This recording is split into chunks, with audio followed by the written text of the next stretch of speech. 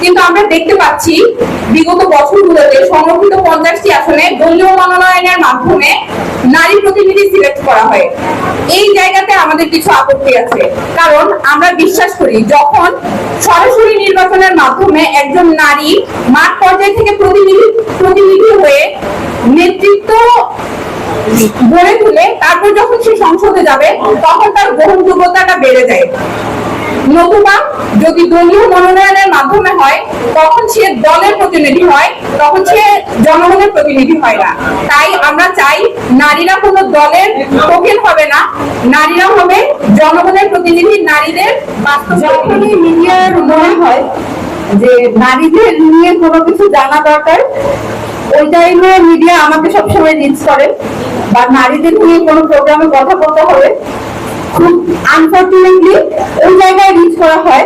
কিন্তু আমার সংগঠনের একদম নেতৃত্বস্থানীয় পর্যায় থেকে যখন কোথাও আমার সংগঠনের যে গঠনগত দিকগুলো বা রাজনীতি নিয়ে, মূলধারার রাজনীতি নিয়ে যখন আলোচনা করতে বলা হয় তখন আমাকে ডাকা হয় না।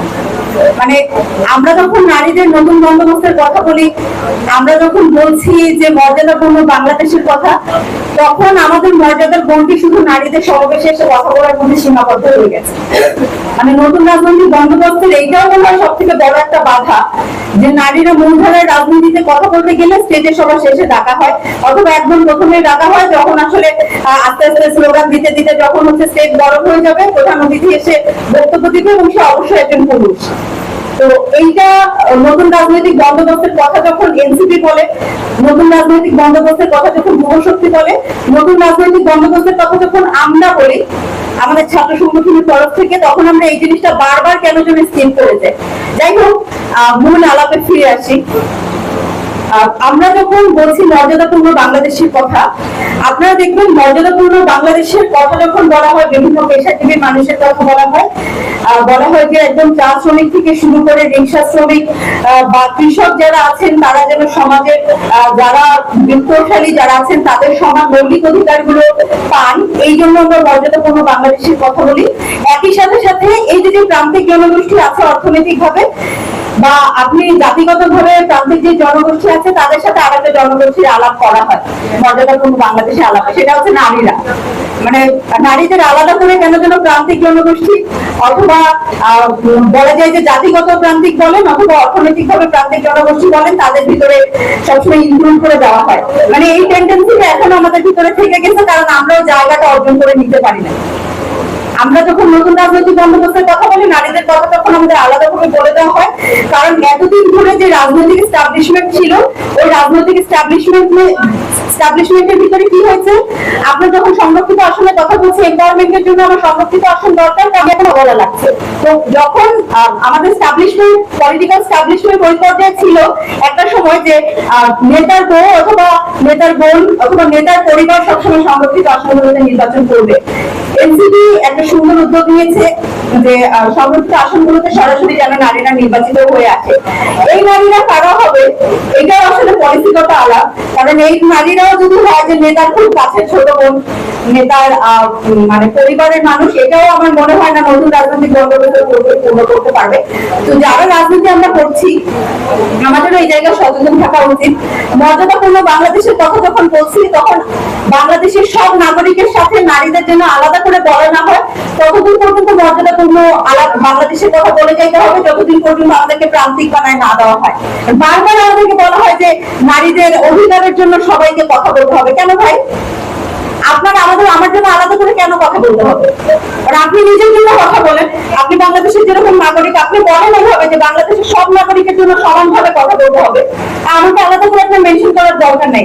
আমাকে আপনি কেন বলি করার যে আমি প্রান্তিক? আমি তো প্রান্তিক না। বাংলাদেশের যে নারী ঘরে বসে রান্না বান্না করে তিনিও তো প্রান্তিক না। তার কি আছে? তাকেও সুযোগটা দেন নাই, তাকেও পরিবেশটা দেন নাই। ওই দায়টা স্বীকার করে নিয়ে কথা বলেন যে তাকেও সুযোগটা দেওয়া হয় নাই, তার ভোট, তার একটা ভোটের মূল্য যতটুকু, যে রাজনীতিবিদ বাংলাদেশের নাহিদ ইসলাম এনসিপির যে আহ্বায়ক, তার ভোটের একটা ভোটের যতটা দাম, এখানে সানুতা শারমিন আপা বসে আছেন, তার ভোটেরও ততটা দাম। আমার ভোটেরও ওইটাই দাম। একজন গৃহবধূ যে আছে তারও একটা ভোটেরও ওইটাই দাম। কেন আপনারা এটা বোঝাতে, আমাদের সমাজ বারবার, আমাদের রাজনৈতিক দলগুলো কেন বারবার এটা বোঝাতে অক্ষম হচ্ছেন যে নারী গৃহবধূ তার যে শ্রমের যে দাম, আমি যে রাজনীতিবিদ আমার শ্রমের দামও একই। কারণ গৃহবধূ না হলে আমরা এতদূর আসতে পারতাম না। মানে গৃহ মানে বাড়িতে যারা এতদিন পর্যন্ত শ্রম দিচ্ছেন, আমি গিয়ে একটা রেস্ট নেওয়ার জায়গা পাচ্ছি, আমার কাজ শেষ হয়ে গেছে, আমার একটা সভা সেমিনার করা শেষ হয়ে গেছে, আমি বাসায় যেয়ে ঘুমাইতে পারছি, আমি বাসায় গিয়ে কথা বলতে পারছি, আমি বাসায় গিয়ে রিল্যাক্স করতে পারছি, মোবাইল দেখছি সারাদিন, আমার কোনো সমস্যা নাই। কিন্তু আমাদের যে মা, সেই মায়ের তো রান্না করতে হচ্ছে, মায়ের হাজারটা টেনশন যে আমার মেয়ে কখন বাসায় ফিরবে, আমার ছেলে কখন বাসায় ফিরবে, এই টেনশনটা মায়েরই করতে হয়। মানে যতক্ষণ পর্যন্ত আমি আমার কাজ ছেড়ে বাসায় না ফিরবো, বাসায় না ফেরা পর্যন্ত আমার মায়ের টেনশন ওই পর্যন্ত কাজ করে। বাসায় ফেরার পরে তো আমার যত্নটা করতে হয়, তাদেরকে একদম নিরলস ভাবে তাদেরকে পরিশ্রম করে যেতে হচ্ছে। তাদের যে শ্রমের মর্যাদা আমার শ্রমের মর্যাদা আলাদা করে যখন আপনি এটা ডেফিনিশন করতে যাবেন, ওই জায়গায় হচ্ছে মর্যাদাপূর্ণ বাংলাদেশ হয়ে দাঁড়ায়। মর্যাদাপূর্ণ বাংলাদেশের আলাপ ওই জায়গায় থেমে যায় যখন বারবার ওই নারীদের মধ্যে বিভাজন করে দেওয়া হয়।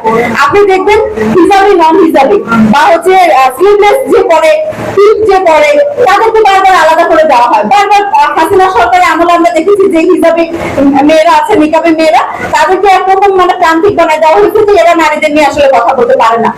এরা নারীদের ওই অংশটাকে রিপ্রেজেন্ট করে যারা রাজনীতি মোটেই বোঝে না।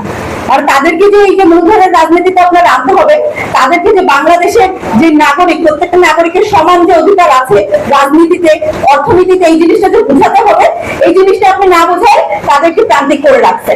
বাংলাদেশে জুলাই আন্দোলনের পরে আবারও এরকম দেখা যাচ্ছে যে হিজাবি যদি না হয়, কেউ যদি স্লিভলেস পরে, তাহলে তার মানে এবার অন্য লেভেলের একটা প্রান্তিক, মানে এই ওই নারী আবার অন্য লেভেলের প্রান্তিক, যে হিসাবে সে এক লেভেলের প্রান্তিক, এই নারী অন্য লেভেলের প্রান্তিক। কিন্তু আমাদের ভিতরে যে মানে ডিভাইডেশন তৈরি করে দেওয়া হচ্ছে, এটা আমরাই বুঝতে পারছি না। আমরা সব থেকে বড় প্রান্তিক, যে আমাদেরকে বারবার প্রান্তিক বানায় দেওয়া হচ্ছে।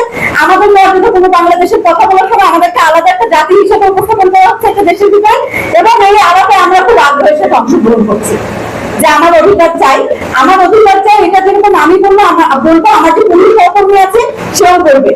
আমার গায়ে হাত তোলা বা আমার একটা পুলিশ সহকর্মীর গায়ে হাত তোলা যতদিন পর্যন্ত রাজনৈতিক ভাবে এই উদ্দেশ্যটা যতদিন পর্যন্ত নর্মালাইজ না হবে, ততদিন পর্যন্ত মনে হয় না যে রাজনীতিতে ওই নতুন বন্দোবস্তের আলাপ এখনো পর্যন্ত প্রাসঙ্গিক।